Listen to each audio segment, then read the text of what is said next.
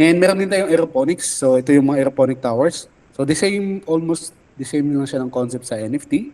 Pero dito is nababasa lang yung ugat ng plants or yung plants sa tumutulong tubig na parang ulan, no? Yun, nababasa yung ugat and yung tubig na yan is may nutrients. So from time to time, kumukonsume ng nutrients yung plants and at the same time, napakaraming hangin or oxygen dito sa paligid kasi open space siya. Yan po ang aeroponics. And kung makikita nyo, andito yung pump. So, yung magiging base niya is, yun na din yung mismo magiging tangke ng tubig niya na may abono. Pinapump sa gitna and then dumadaloy ulit pabalik. Although may different setups nito, yung kumbaga connected siya sa isang tangke lang, customized na po yan. Pero pag aeroponic towers talaga is, ganito yung typical na setup.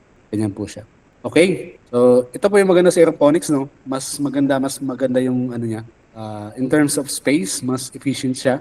And pwede din siyang makapagdagdag ng aesthetic. Example, meron kang pader ngayon, tapos lalagyan mo ng aeroponics dyan. So, maganda siyang tignan.